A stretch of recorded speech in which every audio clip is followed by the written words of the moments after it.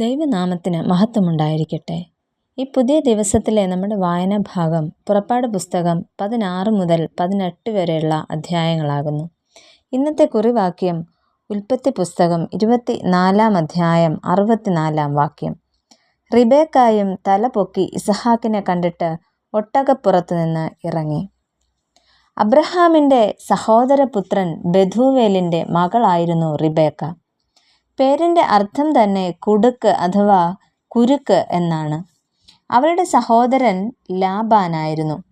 അബ്രഹാമിൻ്റെ ദേശത്തും ചാർച്ചക്കാരുടെ അടുക്കലും ചെന്ന് ഒരു കന്യകയെ കണ്ടുപിടിക്കുന്നതിന് അബ്രഹാം തൻ്റെ ദാസനായ എല്യേസറിനെ നിയോഗിക്കുന്നു.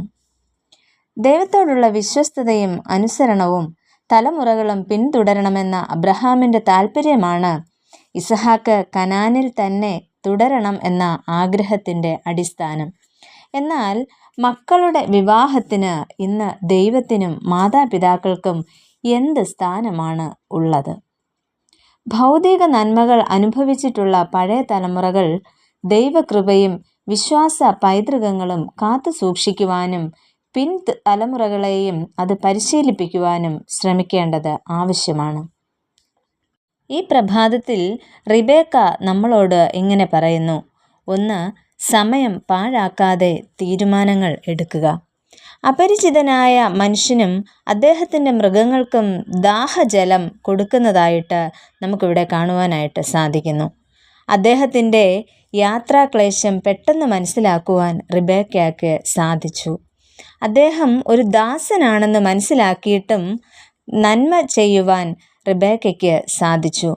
താൻ ആരാണ്, ആരുടെ മകളാണ് എന്ന് കൃത്യമായി റിബേക്ക ആ ദാസന് പറഞ്ഞു കൊടുക്കുന്നു.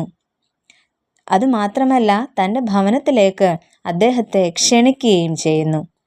അദ്ദേഹത്തിൻ്റെ മൃഗങ്ങൾക്കും സംരക്ഷണം ലഭിക്കും എന്ന് അവൾ ഉറപ്പ് നൽകുന്നുണ്ട്. ദാസൻ അബ്രഹാമിനെയും മകനായ ഇസഹാക്കിനെ കുറിച്ചും പറഞ്ഞതെല്ലാം അവൾ സസൂക്ഷ്മം മനസ്സിലാക്കിയിരിക്കണം. ഇസഹാക്കിനെ കുറിച്ച് പറഞ്ഞത് ലാബാനും തൻ്റെ ഭവനത്തിലുള്ള എല്ലാവർക്കും ഇക്കാര്യം ദൈവ നിയോഗമാണെന്ന് ബോധ്യപ്പെടുന്നു. ദാസൻ കൊണ്ടുവന്ന ആഭരണങ്ങളും വിശേഷ വസ്തുക്കളും റിബേക്ക സ്വീകരിക്കുകയും ഇസഹാക്കിൻ്റെ ഭവനത്തിലേക്ക് പോകുവാൻ തീരുമാനിക്കുകയും ചെയ്യുന്നു. താൻ ജനിച്ചു വളർന്ന ഭവനത്തിൽ ഇനിയും തനിക്ക് തിരിച്ചു വരുവാൻ സാധ്യമല്ല എന്ന് അറിയാമായിരുന്നിട്ടും ആ ദാസനോടൊപ്പം പോകുവാൻ തന്നെ തീരുമാനിക്കുന്ന റിബേക്കയെയാണ് നമ്മൾ ഈ ഭാഗത്ത് കാണുന്നത്. ഉൽപ്പത്തി പുസ്തകം 24 അധ്യായം 58 61 വാക്യങ്ങളിൽ നമുക്കത് കാണുവാനായിട്ട് കഴിയും.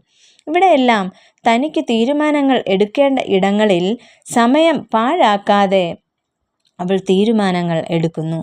സ്ത്രീകളുടെ അവകാശവും സമത്വവും സ്വാതന്ത്ര്യവും ഒക്കെ ആധുനിക കാലത്ത് നേടിയെടുത്തതാണെന്ന് നമുക്ക് തോന്നാമെങ്കിലും ദൈവിക വാഗ്ദത്തത്തെ സ്വീകരിക്കുവാൻ ജീവിതം സമർപ്പിച്ച റിബേക്കയിലും അവളുടെ പിന്തുടർച്ചയിലൂടെയും നമുക്ക് കാണുവാൻ സാധിക്കുന്നുണ്ട്. രണ്ടാമതായിട്ട്, ദൈവിക വാഗ്ദത്തത്തിൻ്റെ തുടർച്ച സാധ്യമാക്കുന്നു. ലോകത്തിന് അനുഗ്രഹമായി തീരുന്ന നിയോഗത്തിൻ്റെ ദൈവിക വാഗ്ദത്തം തുടരുന്നതിന് തക്കതായ ജീവിത പങ്കാളിയെ കണ്ടെത്തേണ്ടതായിട്ടുണ്ട്. ദൈവിക വാഗ്ദാനം തുടരുക എന്നതാണ് ഇവിടെ പ്രധാനം. അതേ ദൈവ അനുഭവമുള്ള ഒരാൾ തന്നെ വേണം വാഗ്ദത്തത്തിൻ്റെ വാഹകയാകുവാനായിട്ട്. അങ്ങനെ മണവാളനെ കണ്ടിട്ടില്ലാത്ത റിബേക്ക മണവാളനെ സ്നേഹിച്ചുകൊണ്ട് ഇവിടെ യാത്രയാകുന്നു. മരുഭൂമിയുടെ അനുഭവങ്ങളായ നാനാവിധമായ പരീക്ഷണങ്ങളൊക്കെ തനിക്കുണ്ടെങ്കിലും ഇസഹാക്കിനെ ഉള്ളിൽ ധ്യാനിച്ചുകൊണ്ട് റിബേക്ക യാത്ര തുടരുന്നു. കർത്താവ് മധ്യാകാശത്തിൽ വെച്ച് സഭയാകുന്ന മണവാട്ടിയെ സ്വീകരിക്കുന്നത് പോലെ ഇസഹാക്ക് വന്ന് അവളെ കൂട്ടിക്കൊണ്ടു പോകുന്നതായിട്ടും ദൈവിക വാഗ്ദത്തത്തിൻ്റെ തുടർച്ച സാധ്യമാക്കുവാൻ ഇവിടെ വാഗ്ദത്ത സന്തതിയുടെ നിലനിൽപ്പിന്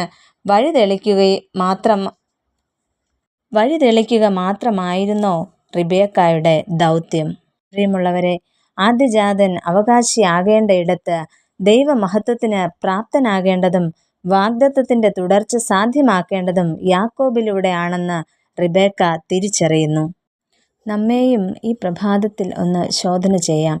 സമയം പാഴാക്കാതെ തീരുമാനങ്ങൾ എടുക്കുന്നവരായിട്ട് നമുക്ക് തീരാം. ദൈവത്തിൻ്റെ വാഗ്ദത്തത്തിൻ്റെ തുടർച്ച സാധ്യമാക്കുന്നവരായിട്ടും ഈ ലോകത്തിൽ ജീവിപ്പാൻ ദൈവം നമ്മളെ അനുഗ്രഹിക്കട്ടെ.